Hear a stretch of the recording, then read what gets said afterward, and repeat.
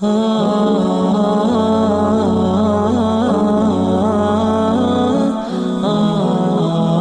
saja kita memuji Sang Pencipta Allah dengan penuh keyakinan bahwasanya Allah Subhanahu wa taala tidak akan pernah pungkiri janjinya.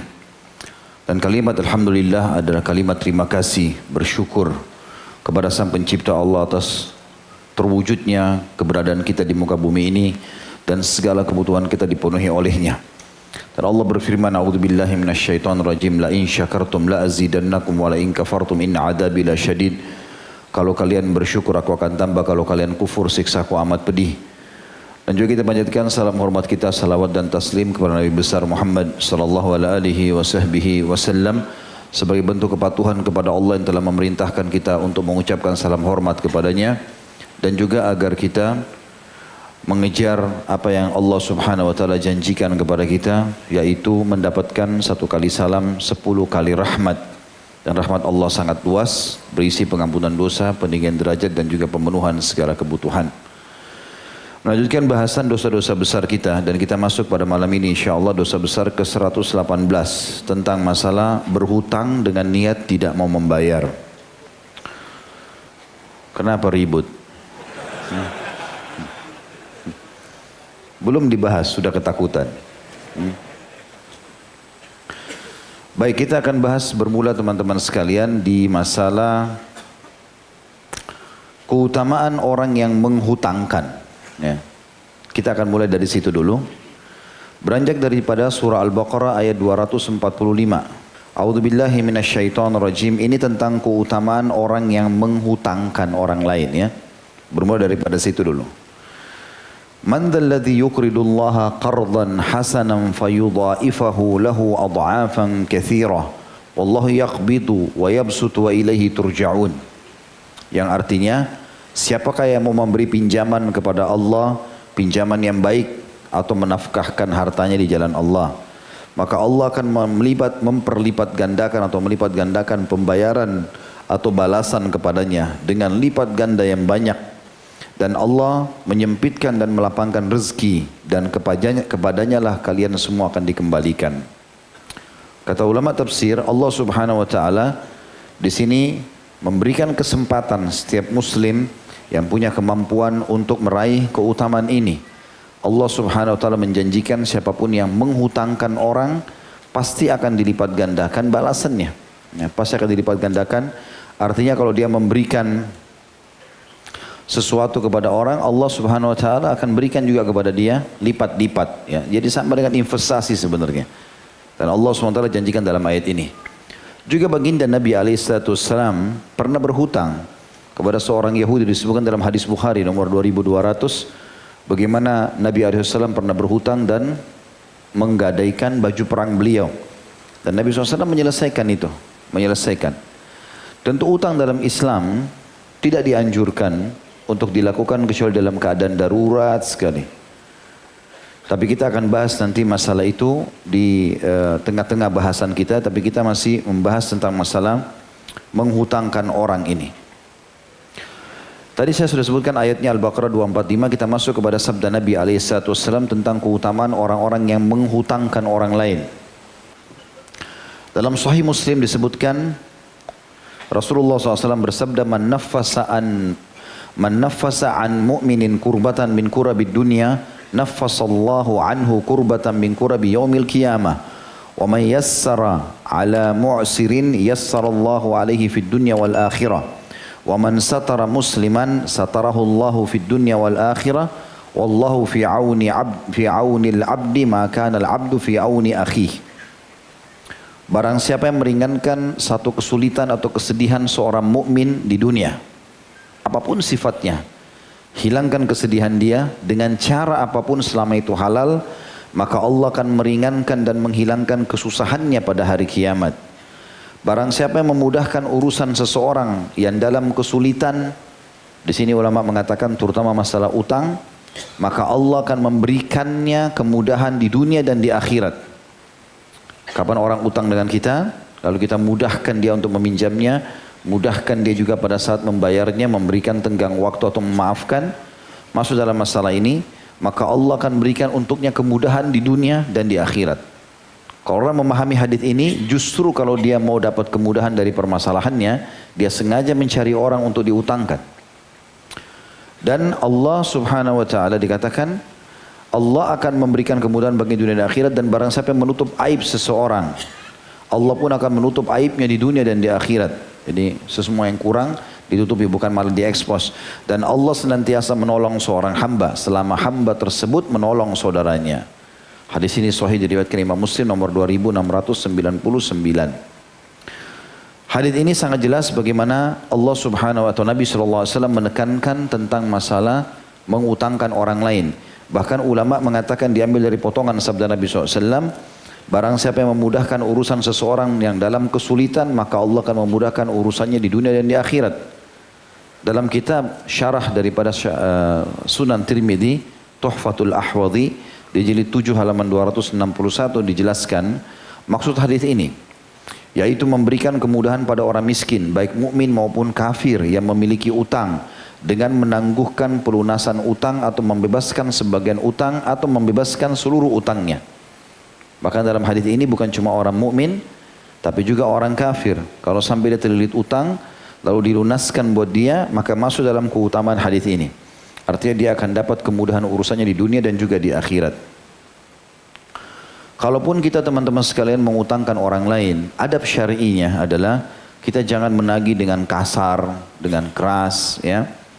Walaupun orang-orang itu sering enggan. Jadi dia memang tidak mau bayar utangnya segala macam, tetap kita gunakan cara-cara yang baik. Dan itu bagian daripada ibadah. Imam Bukhari menyebutkan bab khusus namanya memberi kemudahan dan kelapangan ketika membeli, menjual, dan siapa saja yang meminta haknya, maka mintalah dengan cara yang baik. Lalu diangkatlah hadis Jabir bin Abdullah radhiyallahu anhuma, bahwasanya Rasulullah SAW bersabda, rahimallahu rajulan samhan idza ba'a wa idza ishtara wa idza iqtada. Semoga Allah merahmati seseorang yang bersikap mudah ketika menjual. Ada orang mau tawar, udah diberikan sama dia. Mudah. Walaupun dia pengen barang itu dikasih kepada pembelinya. Juga dia mudahkan pada saat membeli. Kalau dia sudah dapat produk, maka dia beli, ya. Dia tidak usah lagi menawar, dia sudah tahu ada keuntungan bagi dia, sudah selesai. Dan ketika menagih utang. Hadis ini riwayat Bukhari. Artinya dapat doa rahmat dari Allah Subhanahu wa taala bagi orang yang menagih dengan cara yang baik dan santun.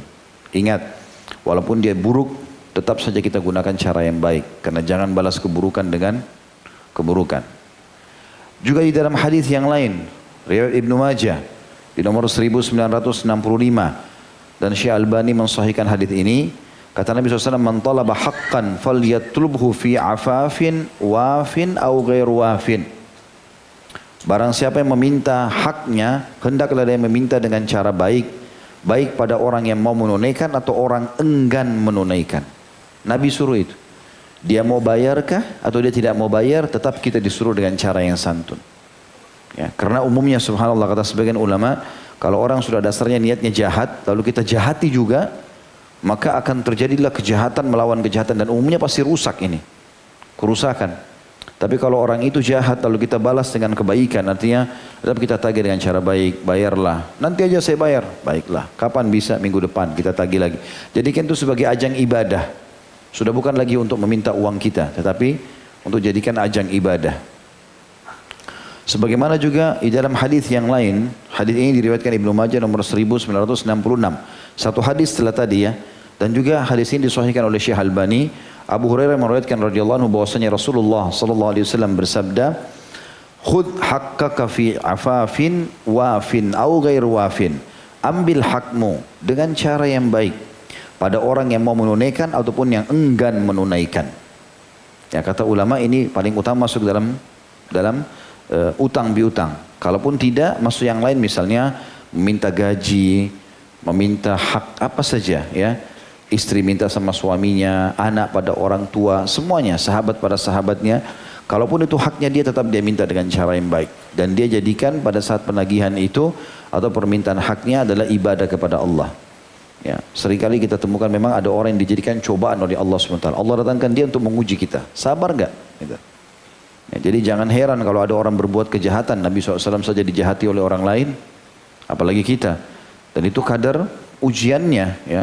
Allah Subhanahu wa taala akan memberikan balasan sesuai dengan kadar cobaannya. Kalau makin berat cobaan yang antum merasakan, ikhwas sekalian, rahiman rahimakumullah, berarti jelas antum sudah sampai pada level iman juga yang tinggi.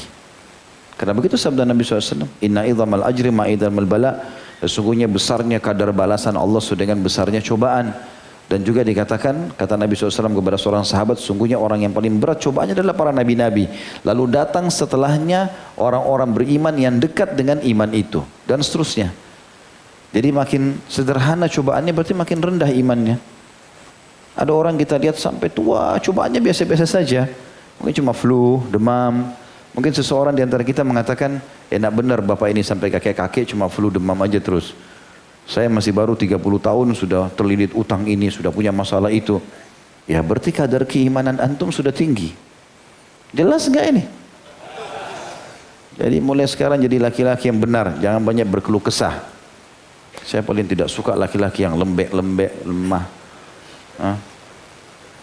Jadi sedikit-sedikit lemah, sedikit-sedikit nangis, kurung diri, peluk bantal, cambuk. Akhirnya jadi kayak perempuan, diancam sedikit lari, dah punya prinsip laki-laki. Mati membela kehormatan, syahid. Mati membela harta, syahid. Mati membela keluarga, syahid. Gitu. Melamar ditolak, lamar yang lain. Selesai urusannya. Merengek depan pintu orang, WA-nya diblokir, nangis. Kenapa? Pindah ke manusia lain. Baik.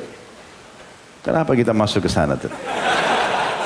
Gara-gara banyak bujang-bujang di sini.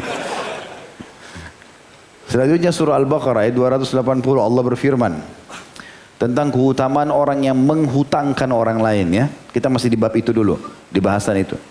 A'udzubillahi minasyaitonirrajim, wa in kana dzu usratin fanadhiratun ila maisarah wa an tasaddaqu khairun lakum in kuntum ta'lamun. Jika orang yang berhutang itu dalam kesukaran, ini firman Allah Al-Baqarah 280. Jika orang yang kamu hutangkan dalam kesukaran, maka berilah tangguh, kata Allah, sampai dia berkelapangan dan menyedekahkan sebagian dari utang atau semuanya. Tahu tidak mampu, sudahlah, nggak usah kamu bayar. Itu Allah bilang lebih baik bagimu. Artinya aku akan balas uang yang kau utangkan itu berlipat-lipat, aku akan balas kamu dengan surga. Kalau kamu mengetahuinya, artinya kalau kau mau pelajari, kau akan tahu ternyata memaafkan utang itu atau menangguhkannya, itu adalah ibadah yang sangat mudah untuk mendekatkan diri kepadaku. Seperti itulah kurang lebih Allah mengatakannya. Juga dalam hadis, ya, riwayat Imam Muslim nomor 3006. Kalau seandainya kita utangkan orang dan ternyata dia tidak mampu, kita berikan tenggang waktu. Dengarkan keutamanya teman-teman. Besar sekali keutamanya. Kata Nabi SAW, man andara mu'siran aw wada'a anhu adhallahu Allahu fi dhillih. Hadis ini sahih riwayat Imam Muslim. Barang siapa yang memberi tenggang waktu bagi orang yang berada dalam kesulitan untuk melunasi utang, atau bahkan membebaskan utang itu. Udah nggak apa-apa, nggak usah kamu bayar. Saya kesulitan, ya sudah nggak usah. Maka dia akan mendapat naungan Allah pada hari kiamat. Orang lagi kepanasan di mahsyar, dia dapat naungan Allah.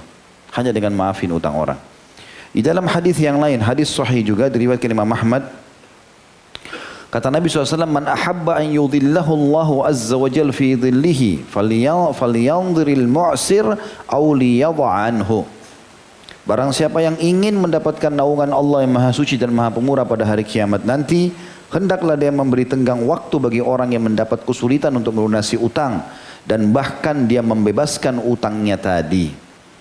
Dan ini satu hal yang luar biasa. Bagaimana Nabi SAW menjamin bagi kita untuk mendapatkan naungan Allah hari kiamat hanya dengan memberikan tenggang waktu atau memaafkan utang tersebut. Abu Qatadah radhiyallahu anhu pernah memiliki utang pada seseorang. Kemudian beliau mendatangi orang tersebut untuk menyelesaikan utang, ya. Namun ternyata orang tersebut bersembunyi dan tidak mau menemuinya. Abu Qatadah sebenarnya mau maafkan, tapi ternyata orang itu malah lari, gitu kan. Lalu suatu hari ketika Abu Qatadah atau kembali Abu Qatadah mendatanginya, kemudian Kemudian yang keluar dari rumahnya adalah anak kecil. Abu Qatadah pun menanyakan pada anak kecil tersebut ya, mengenai orang yang berhutang tadi. Lalu anak tadi menjawab, iya, dia ada di rumah sedang makan qazira. Ya, ini seperti makanan ya, dari gandum.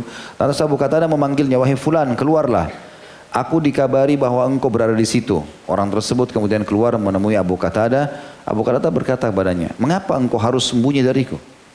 Orang tersebut mengatakan, sungguh aku adalah orang yang berada dalam kesulitan dan aku tidak memiliki apa-apa. Lantas Abu Qatadah bertanya, apakah betul engkau adalah orang dalam kesulitan? Dia mengatakan, iya betul. Lantas orang itu menangis. Abu Qatadah pun mengatakan bahwa beliau pernah mendengar Rasulullah SAW bersabda, man naffasa an gharimihi aw maha anhu kana fi dhillil arsy yaumal qiyamah. Barang siapa memberi keringanan pada orang yang berhutang padanya atau bahkan membebaskan utangnya, maka dia akan mendapatkan naungan arsy Allah pada hari kiamat. Maka Abu Qatadah pun mengatakan, aku telah memaafkan untukmu.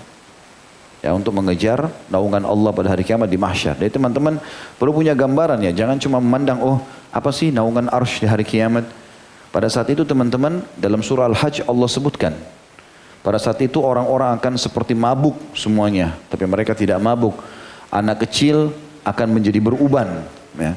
Dan juga ya, kalau ada ibu hamil maka dia akan melahirkan, karena dahsyatnya pada saat itu. Orang cuma lihat di depannya surga atau neraka, nggak ada tempat lain.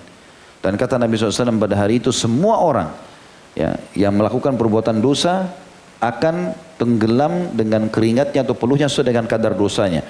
Ada yang sampai mata kaki, ada yang sampai lutut, ada yang sampai perut, ada yang sampai dada, ada yang tenggelam dengan keringat sendiri. Orang lain nggak kena. Dan Allahu a'lam berapa lama dia berdiri. Tidak ada yang tahu. Ada 7 golongan disebutkan dalam hadis akan dibawa naungan Allah hari kiamat. Tapi ada golongan yang satu ini yang sedang kita bahas, tidak masuk dalam hadis Bukhari Muslim yang 7 golongan itu. Dia adalah orang yang melunasi utang, gitu kan, atau memberikan tenggang waktu.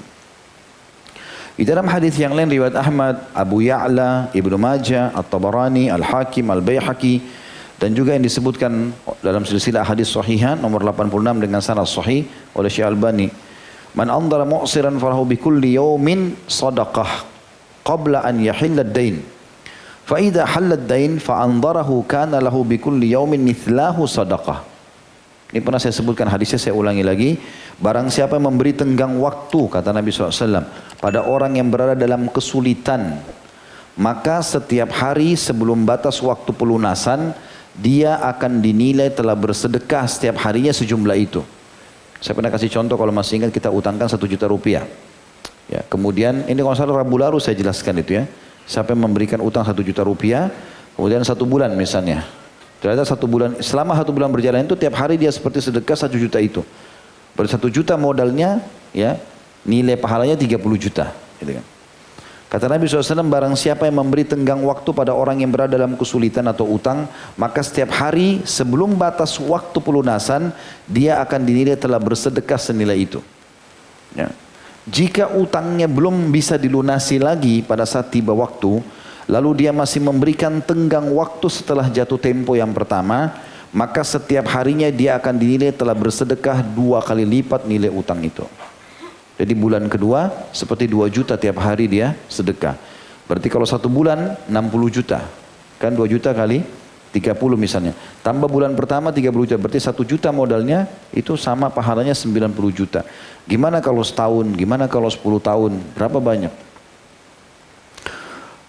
Kemudian dikatakan dalam hadis yang lain, hadis ini diriwayatkan Imam Bukhari nomor 2078, tentang kalau ada orang melunasi utang orang lain, ya, baik dia yang pemilik piutang atau dia sengaja keluar mencari siapa yang dililit utang lalu dibantu sama dia. Dikatakan dalam hadis ini Nabi SAW bersabda, "Kana tajiran yudainun nas, fa idza ra'a mu'siran qala li fityanihi tajawazu an, la'alla Allah an yatajawaza anna fatajawaza Allahu an." Dulu ada seorang pedagang biasa memberi pinjaman kepada orang-orang. Ketika melihat ada yang kesulitan, dia berkata kepada budaknya atau pegawainya atau siapa saja membantu dia, maafkan saja dia. Artinya bebaskan utangnya. Semoga Allah memberi ampunan pada kita. Maka Allah pun mengampuni dosa-dosanya pada hari kiamat. Begitu juga dengan hadis Nabi SAW yang berbunyi, yu'ta bi rajulin yaumal qiyamati fayaqulu Allah anziru fi amalih. Fayaqulu rabbi ma kuntu a'malu khairan ghaira annahu kana li mal wa kuntu ukhalitun nas faman kana musiran yassartu alaihi wa man kana mu'siran anzartuhu ila maisarah. Qala Allah azza wa jalla ana ahaqqu man yassara faghafara lah. Ada seseorang didatangkan nanti pada hari kiamat, Allah berkata yang artinya ya, lihatlah amalannya hambaku ini. Allah berfirman kepada para malaikatnya. Kemudian orang tersebut berkata pada saat dipaparkan amal-amalnya, wahai Rabbku, wahai penciptaku, aku tidak memiliki amalan kebaikan selain satu amalan yang aku ingat. Artinya untuk dosa-dosa yang begini banyak, tidak ada yang bisa imbang ini. Tapi ada aku berharap amal yang bisa melakukan itu. Yaitu dulu aku memiliki harta, lalu aku sering meminjamkannya pada orang-orang. Setiap orang yang ya sebenarnya mampu untuk melunasi, aku tetap mudahkan. Misal sudah tiba jatuh tempo, kita telepon, nah jatuh tempo ya, oh ya maaf ya terlambat, saya besok baru saya transfer. Oke, nggak apa-apa, mudahkan. Begitu pula setiap orang yang dalam kesulitan, orang yang mudah bayar saja masih dimudahkan buat dia. Orang yang sulit dia bilang, aku selalu memberinya tenggang waktu sampai dia mampu melunasinya. Lantas Allah pun berkata, aku lebih berhak memberi kemudahan. Orang itu pun akhirnya diampuni dosa-dosanya. Hadis sahih riwayat Ahmad dan ini disahihkan. Imam Bukhari juga mengkhususkan bab namanya memberi kemudahan bagi orang yang lapang dan melunasi utang atau memaafkan orang yang terlilit utang. Juga diambil hadis yang lain atau diangkat hadis Bukhari di nomor 2077. Nabi SAW mengatakan atau bersabda, talaqqatil malaikat ruha rajulin mimma kana qablakum qalu a'amilta minal khairi syai'a. Qala kuntu amuru fityani an yanzuru atau an yanziru wa yatajawaz anil musir. Qala fatajawazu anhu. Beberapa malaikat menjumpai ruh orang sebelum kalian, maksudnya dari orang-orang yang beriman sebelum kita, untuk mencabut nyawanya. Kemudian mereka saling berkata ya, kepada si orang ini, apakah kamu memiliki sedikit dari amal kebaikan? Orang itu mengatakan, dulu aku pernah memerintahkan pada budakku untuk memberikan tenggang waktu dan membebaskan utang bagi orang yang berada dalam kemudahan untuk melunasinya. Lantas Allah pun memberikan ampun kepadanya. Padahal dia cuma memudahkan orang yang mampu untuk membayar. Maka bagaimana dengan orang yang dalam keadaan sulit? Kalau orang yang mampu membayar utang aja dimudahkan, itu sudah cukup untuk dimaafkan dosa-dosanya. Bagaimana kalau dasarnya orang itu terlilit utang dan dia maafkan? Dan cukup banyak statement para ulama berhubungan dengan masalah ini tentunya. Ini teman-teman sekalian berhubungan dengan masalah keutamaan orang yang menghutangkan. Sekarang kita masuk ke bahasan kita tentang masalah berhutang dengan niat tidak membayar. Jadi kita tadi kalau menghutangkan orang punya keutamaan. Sekarang kita masuk ke inti bahasan kita, berhutang tapi tidak niat membayar. Semestinya setiap orang yang niat, yang mau berutang, dia harus berazam, bertekad ingin membayar. Karena kapan dia buka pintu utang tersebut dalam kondisi betul-betul darurat ya. Misal kalau orang mampu, misalnya dia mampu, tapi keadaannya tidak memungkinkan. Seperti dia sekarang harus beli barang, barang ini tokonya sudah mau tutup. Lalu temannya bawa duit, dia nggak bawa duit, kartu ATM-nya lupa misalnya, lalu dia pinjam, ya, dia utang. Dalam keadaan ini orang kaya dibolehkan. Ya. Tapi yang lain tidak dibolehkan dalam keadaan darurat ya. Kalau dia orang miskin terbuka pintu utang itu. Tapi yang jelas siapapun yang berutang diwajibkan dia niat untuk membayarnya. Kapan dia tidak niat membayarnya, apalagi dia punya kemampuan, maka ini sudah masuk dalam kategori dosa besar. Saya bacakan dulu apa yang ditulis oleh Syekh Muhammad Al-Munajjid Hafizahullah. Beliau mengatakan di dosar 37 urutan beliau ya, tapi kita urutan 118 karena kita gabungkan dengan bahasan Al-Kabair Imam Adz-Dzahabi rahimahullah. Beliau mengatakan dalam pandangan Allah, hak-hak hamba sangat besar nilainya. Seseorang bisa saja bebas dari hak Allah hanya dengan bertaubat. Apapun yang berhubungan dengan Allah, dia minta maaf, Allah masih bisa maafkan. Tetapi tidak demikian halnya dengan hak antara sesama manusia yang belum terselesaikan. Pasti kelak akan diadili pada hari yang utang piutang tidak dibayar lagi dengan dinar dan dirham, tapi dibayar dengan pahala atau dosa. Pahala si pelaku atau dosa orang yang dizalimi. Mengenai hak antar sesama manusia, Allah Subhanahu wa taala berfirman di dalam surah An-Nisa ayat 58, A'udzubillahi minasyaitonirrajim, Innallaha ya'murukum an tu'addul amanati ila ahliha. Al-ayah, sesungguhnya Allah menyuruh kalian semuanya menyampaikan amanah kepada yang berhak menerimanya. Di antara masalah yang dimaksud dalam ayat ini, banyak terjadi di tengah-tengah masyarakat adalah gampang berhutang. Ironisnya, kata Syekh Muhammad di sini, sebagian orang berhutang tidak karena kebutuhan mendesak. Kalau kebutuhan mendesak apa boleh buat? Anaknya sakit, dia kalau tidak utang dia tidak bisa makan, keluarganya terbengkalai segala macam, ya. Tetapi untuk memenuhi kebutuhan leks saja atau berlomba-lomba bersaing dengan para tetangga. Misalnya untuk membeli mobil baru, perkakas rumah tangga, atau berbagai kesenangan lainnya yang bersifat duniawi dan fana. Sebagian orang tak segan-segan membeli barang-barang secara kredit yang sebagainya tak lepas dari syubhat atau sesuatu yang haram. Mudah dalam berhutang akan menyeret seseorang pada kebiasaan menunda-nunda pembayaran atau malah mengakibatkan hilangnya barang orang lain. Memperingatkan akibat perbuatan itu, Rasulullah SAW telah bersabda, Man akhadha amwalan nasi yuridu ada'aha addallahu an. Wa man akhadha yuridu itlafaha atlafahu Allah. Barang siapa yang mengambil atau berhutang harta manusia dan ia ingin melunasinya, niscaya Allah akan melunaskan utangnya. Dan barang siapa yang mengambil atau berhutang dengan keinginan untuk merugikan atau tidak mau membayar, niscaya Allah benar-benar membinasakannya. Artinya dia akan susah hidupnya, malah akan utang lagi sama orang lain, makin banyak permasalahan yang dia hadapi. Hadis ini riwayat Imam Bukhari jilid 5 halaman 54. Kata beliau, banyak orang meremehkan soal utang piutang. Mereka menganggapnya masalah sepele. Padahal di sisi Allah hutang piutang merupakan masalah yang sangat besar. Bahkan hingga seorang yang mati syahid pun yang memiliki berbagai keistimewaan yang agung, pahala yang besar dan derajat yang tinggi tidak lepas dari urusan hutang piutang ini. Dalil yang menegaskan tersebut adalah sabda Rasulullah sallallahu alaihi wasallam, Subhanallah, madza anzalallahu minasy tasydidi fid dain walladzi nafsi biyadihi law anna rajulan qutila fi sabilillahi thumma uhyiya thumma qutila thumma uhyiya thumma qutila wa alaihi dainun ma dakhala al-jannata hatta yuqda anhu dainuh. Yang artinya, Maha suci Allah, betapa keras apa yang diturunkan Allah dalam urusan hutang piutang. Saya ulangi lagi. Kata Nabi SAW, Maha suci Allah, betapa keras apa yang diturunkan Allah dalam urusan hutang piutang. Demi zat yang jiwaku ada di tangannya, maksudnya demi Allah. Seandainya seseorang laki-laki terbunuh di jalan Allah, mati syahid. Kemudian ia dihidupkan, lalu dibunuh lagi. Kemudian dihidupkan, lalu dibunuh lagi. 3 kali mati syahid. Sedang ia memiliki utang, pasti dia tidak akan masuk surga sampai utangnya dibayarkan. Hadis ini riwayat An-Nasai dan disebutkan dalam Sahihul Jami' nomor 3594. Jadi orang mati syahid pun gak akan masuk surga. Padahal sudah pasti dijamin surga selama masih punya utang. Setelah mengetahui hal tersebut, kata beliau, masih tak pedulikah orang-orang yang menggampangkan urusan utang piutang ini? Orang yang teman-teman sekalian tidak mau membayar utang, sengaja menahan hak-haknya orang, ini bahaya sekali. Masuk dalam masalah ini adalah hadis yang berbunyi matlul ghani zulm, hadis sahih.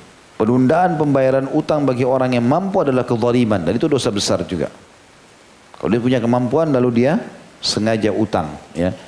Jadi ada 2 ancaman di sini, ancaman kena kepada orang yang mampu tapi sengaja tunda-tunda pembayaran, atau orang yang utang tapi memang niat dari awal tidak mau bayar. Dua-duanya kena ancaman-ancaman ini. Ya. Kalau orang sengaja menunda-nunda tidak mau bayar atau dari awal niat tidak mau bayar, maka dia berarti masuk dalam kategori memakan harta haram. Ya. Selain dia berbuat kezaliman, dia masuk memakan harta haram. Dan di situ Syekh Muhammad menekankan di bab setelahnya, beliau mengatakan, orang yang tidak takut kepada Allah tentu tak peduli dari mana ia mendapatkan harta dan bagaimana ia menggunakannya. Yang menjadi fikirannya siang malam hanyalah bagaimana menambah simpanannya meski berupa harta haram, baik dari hasil pencurian, suap, merampas atau ghasb, pemalsuan, menjual sesuatu yang haram, kegiatan ribawi, memakan harta anak yatim atau gaji dari pekerjaan haram seperti perdukunan, pelacuran, menyanyi, korupsi dari baitul mal umat Islam, atau harta milik umum, mengambil harta orang lain secara paksa, atau meminta di saat berkecukupan atau berhutang. Ya. Lalu dengan harta haram itu ia makan, ia berpakaian, berkendaraan, membangun rumah, atau menyewakan, melengkapi perabot rumahnya, serta membuncitkan perutnya. Padahal dengan hal-hal itu sudah cukup diancamkan oleh Nabi SAW dalam hadis riwayat At-Tabarani. Dan ini hadis sahih di jilid 19 halaman 136. Kata Nabi SAW, kullu lahmin nabata min suhtin fannaru awla bihi. Semua daging yang tumbuh dari haram, maka neraka lebih pantas baginya. Pada hari kiamat, ia akan ditanya tentang hartanya, dari mana ia peroleh dan bagaimana ia menggunakannya. Di sana ia tentu akan mengalami kerugian dan kehancuran besar. Karena itu orang yang memiliki harta haram hendaklah segera berlepas diri darinya. Jika merupakan hak sesama manusia, maka ia harus segera mengembalikannya kepada yang berhak dengan memohon maaf dan kerelaannya. Sebelum datang suatu hari yang utang piutang tidak lagi dibayar dengan utang, tapi semuanya hanya bisa dengan pahala si pelaku atau dia terbebani dengan dosa orang yang terzalimi. Teman-teman sekalian, yang kita butuhkan selama hidup di muka bumi ini, antum minum segelas air, cukup sehari. Segelas air cukup satu hari. Walaupun masih haus, tapi cukup. Sudah bisa hidup. Kita makan sebutir kurma, ya, mungkin pisang atau buah-buahan, cukup untuk satu hari. Sepotong roti, sedikit nasi, sedikit lauk sudah cukup. Ya. Bahkan pernah para sahabat menghadiri peperangan, mereka mengatakan kami tidak punya makanan kecuali satu butir kurma per hari dan kami mengisap-isapnya. Ya, dari situ ulama mengatakan sebenarnya kebutuhan manusia tidak besar. Kalau ini kebutuhan kita saja teman-teman sekalian, lalu untuk apa kita ambil yang haram? Untuk apa? Kalau halal silahkan, ambil yang banyak. Boleh tamat terhadap rahmat Allah, tapi kalau tidak jangan sama sekali. Ya, apalagi kalau sampai mau ambil jalan pintas dengan cara mencuri, menipu, utang dengannya tidak bayar. Ya. Kita kuatkan lagi dengan dalil-dalil yang lain, hati-hati teman-teman sekalian. Bagi yang suka utang, berhenti. Semua materi yang kita sampaikan berhubungan dengan dosa ini teman-teman sekalian, kalau pernah terjadi, saatnya tobat sekarang. Di tempat ini, bertobat kepada Allah, mulai sekarang berazam, bertekad untuk menyelesaikan semua. Di sisa umur kita. Kita bukan menghardik kenapa terjadi dulu, tapi kita titik beratkan pada malam ini, bagaimana memperbaiki ke depan. Dengarkan sabda Nabi SAW dalam hadis yang sahih, riwayat Ibnu Majah, nomor 2412. Barang siapa yang ruhnya terpisah dari jasadnya dan dia terbebas dari 3 hal, maka dijamin dia akan masuk surga. Siapa yang meninggal lepas dari 3 hal dijamin masuk surga. Yang pertama sombong, yang kedua khianat, dan yang ketiga hutang. Kalau 3 hal ini tidak ada pada orang selama dia muslim, maka dipastikan insya Allah dia akan aman. Juga disebutkan di dalam hadis yang lain, man mata, kata Nabi SAW dalam hadis sahih diriwayatkan Ibnu Majah nomor 2414 dan disahihkan oleh Syekh Albani, man mata wa alaihi dinar au dirham qudiya min hasanatihi laisa thamma dinar wala dirham. Barang siapa yang mati dalam keadaan masih memiliki hutang 1 dinar saja atau 1 dirham, ya uang yang kecil kalau kita, 1.000 rupiah, 2.000 rupiah, maka hutang tersebut tetap wajib dilunasi dengan pahala-pahala atau kebaikannya pada hari kiamat. Karena di akhirat sana tidak ada lagi dinar, tidak ada lagi dirham. Rugi sekali. Kalau kita utang 2.000 rupiah, cuma ngambil roti di kios sebelah kantor, cuma ngambil air mineral, cuma apa, terus anggap remeh, sudahlah nggak apa-apa, pas pulang kantor tabrakan mati. Siapa yang tahu itu? Hah? Siapa yang tahu? Kenapa harus utang? Kenapa nggak bayar? Gitu kan? Maka tetap itu akan dibayar. Dari mana kita tahu teman-teman roti 2.000 rupiah dibayar dengan 10 tahun sholat? Hah? 10 tahun Ramadan. Tidak bisa kita tolak pada hari kiamat. Juga dalam sabda Nabi SAW, nafasul mu'min mu'allakun bidainihi hatta yuqda anhu. Jiwa seorang mukmin bisa bergantung dengan hutangnya hingga dia melunasinya. Hadis disebutkan oleh Tirmidzi nomor 1078. Juga dalam sabda Nabi SAW, ini hadis lebih tegas lagi. Siapa yang niat utang, kemudian dia tidak mau membayar, maka dianggap dia seperti pencuri hukumnya. Kata Nabi SAW, ayyuma rajulin yadainu dainan, wa huwa mujmi'un alla yuwaffiyahu iya, laqiyallaha sarikan. Siapa saja yang berutang lalu berniat tidak mau melunasinya, maka dia akan bertemu Allah pada hari kiamat dalam status sebagai seorang pencuri. Hadis ini hadis sahih riwayat Ibnu Majah di nomor 2410. Al-Munawi berkata, orang seperti ini akan dikumpulkan bersama golongan pencuri dan akan diberikan balasan sebagaimana mereka dihukum. Dan Ibnu Majah membawakan hadis ini dalam bab barang siapa yang berhutang dan niat tidak ingin melunasinya. Juga dalam sabda Nabi SAW, riwayat Bukhari nomor 18 dan Ibnu Majah juga menyebutkan di 2411, man akhadha amwalan nasi yuridu itlafaha atlafahullah. Barang siapa yang mengambil harta orang lain, ya, baik itu utang atau mengatakan baik titipkanlah sama saya misalnya, dengan niat ingin menghancurkannya, maka Allah akan menghancurkan dirinya. Artinya sengaja dia ambil untuk tidak mau ya membayarnya. Juga teman-teman, kalau ada orang meninggal terlilit utang, itu para ulama tidak boleh mensolatinya. Yang solati orang lain. Apa hikmahnya? Ya hikmahnya mungkin ya di kalangan para ulama doanya lebih mustajab misalnya, itu kan. Karena itu terjadi di kalangan para sahabat dan itu Nabi SAW contohkan kepada mereka.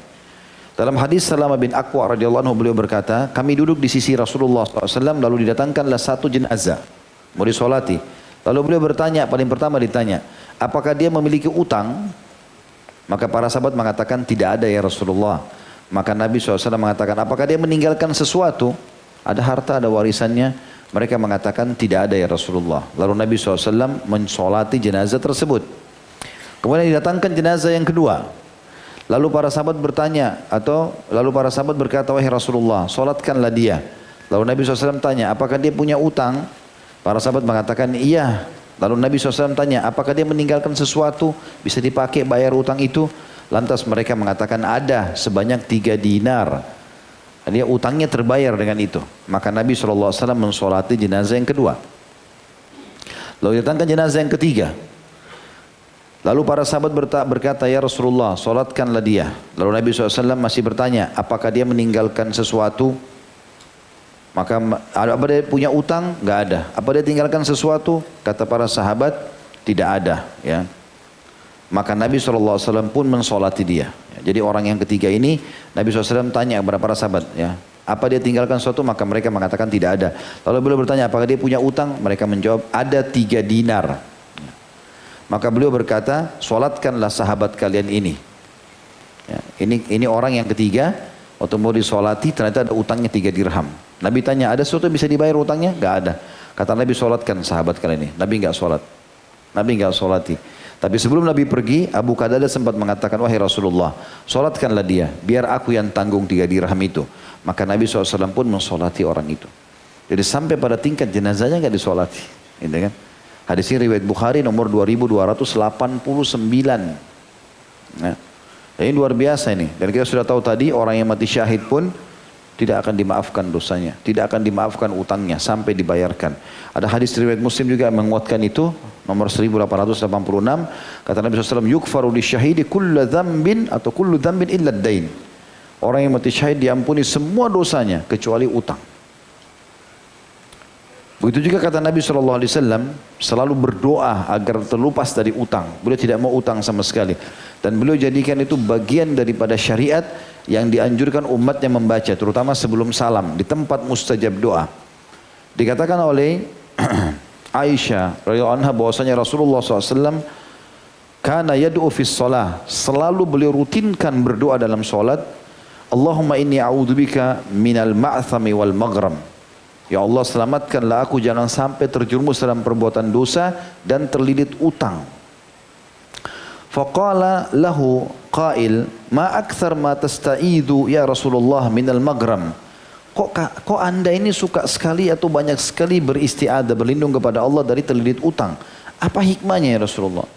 Qal, maka Nabi SAW mengatakan, inna rajula idha gharima haddatha fakadzab wa wa'ada fa akhlaf. Karena orang kalau sudah terlilit utang, maka pasti banyak pembicaranya, banyak ucapannya yang diikuti dengan dusta. Dan kalau dia berjanji pasti dia akan pungkiri. Oleh karena itu Nabi SAW mengingatkan agar selalu melindung dari itu. Hadis ini sahih, diriwayatkan oleh Imam Bukhari nomor 2397. Al-Muhallab berkata, dalam hadis ini terdapat dalil tentang wajibnya memotong segala perantara yang menuju pada kemungkaran. Apapun yang bisa membawa kita pada dosa besar, maka kita potong dari awal. Nabi SAW tidak utang, tapi sebelum punya utang, agar jangan nanti terbuka pintu bohong dan pungkiri janji, minta supaya tidak terlilit utang. Mirip dengan Allah mengatakan tentang zina, wala taqrabuz zina, jangan dekati zina. Sebelum terjadi, maka dipotong dari situ. Kata Muhallab, dalam hadis ini terdapat dalil tentang wajibnya memotong segala perantara menuju kepada kemungkaran. Yang menunjukkan hal itu adalah doa Nabi SAW ketika berlindung dari utang, dan utang sendiri dapat mengantar pada dusta. Ibnu Qayyim berkata rahimahullah, hikmah kenapa Nabi SAW berlindung dalam sholat dari utang ini. Nabi SAW meminta perlindungan kepada Allah dari berbuat dosa dan banyak utang. Karena banyak dosa akan mendatangkan kerugian di akhirat. Sedangkan banyak utang akan mendatangkan kerugian di dunia. Dan inilah doa yang seharusnya diamalkan oleh setiap muslim, baik dia punya utang atau tidak. Kalau orang niat ingin membayar, Allah mudahkan teman-teman sekalian. Makanya saya dari awal bilang, niatkan. Kalau memang darurat utang, niat memang berazam mau membayar. Karena Nabi SAW mengatakan, kanat tadana dainan faqala laha ba'du ahliha la taf'ali wa ankara dhalika 'alayha qalat bala inni sami'tu nabiyallahi wa nabiyya wa khalili sallallahu alaihi wasallam yaqul ma min muslimin yaddanu dainan ya'lamu Allah minhu annahu yuridu ada'ahu illa addahu Allahu anhu fid dunya. Dari Maimunah radhiyallahu anha, beliau berkata, istri Nabi, beliau pernah ingin utang. Ya, setelah Nabi SAW meninggal, beliau pernah utang. Lalu beberapa kerabatnya mengatakan, jangan kau lakukan itu. Untuk apa utang? Sebagian kerabatnya maka memingkari perbuatan tersebut. Lalu Maimunah mengatakan, tidak, saya tetap akan utang. Tetapi saya utang dengan niat membayarnya. Karena saya pernah mendengar Nabi dan kekasihku Rasulullah SAW bersabda, jika seorang muslim memiliki utang dan Allah mengetahui bahwa dia ingin niat melunasi utang tersebut, maka Allah akan memudahkan baginya untuk melunasi utang tersebut di dunia. Hadis ini riwayat Ibnu Majah nomor 2399, dan hadis ini dinyatakan sahih. Juga dalam hadis yang lain kata Nabi SAW, innallaha ma'addaini hatta yaqdiya dainah malam yakun fima yakrahullah. Allah akan terus bersama menolong orang-orang yang memiliki utang ini kalau dia niat ingin membayar, sampai dia melunasi utang tersebut selama utangnya bukan pada sesuatu yang dilarang oleh Allah. Hadis riwayat Ibnu Majah nomor 2400. Dan teman-teman sekalian, sebagai penutup, kalau kita mau bayar utang, bayar dengan cara yang baik. Kalau dulu kita dipinjamkan dengan cara yang sopan, bayar juga dengan cara yang sopan. Kalau perlu, dulu ditransfer, kita tanya orangnya, ini uangnya sudah ada, saya transfer atau saya antar cash. Balas dengan lebih baik. Bahkan Nabi SAW pernah utang dengan seseorang dengan keperluan beliau, mengambil unta umur 2 tahun. Pada saat tiba masa pembayaran, Nabi SAW bilang kepada para sahabat, bayarkan utang saya kepada orang ini. Lalu kemudian beliau suruh sahabat cari di pasar unta umur 2 tahun. Ternyata para sahabat pulang. Lalu mereka tidak dapat unta 2 tahun. Mereka dapat unta umur 7 tahun. Lebih besar, lebih mahal. Maka Nabi SAW, sahabat mengatakannya, Rasulullah kami tidak dapat yang 2 tahun, cuma ada 7 tahun ini. Kata Nabi SAW, bayarkan saja. Kasih orang itu. Jadi dia bayar dengan lebih besar. Tapi yang bayar lebih besar dianya, pemilik utang. Kalau orang yang memiliki piutang yang tentu kan jadi riba. Nggak boleh.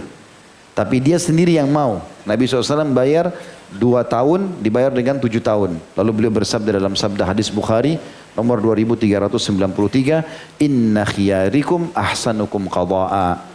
Sesungguhnya orang yang paling mulia di antara kalian, paling besar pahalanya di sisi Allah adalah orang yang paling baik dalam membayar utangnya.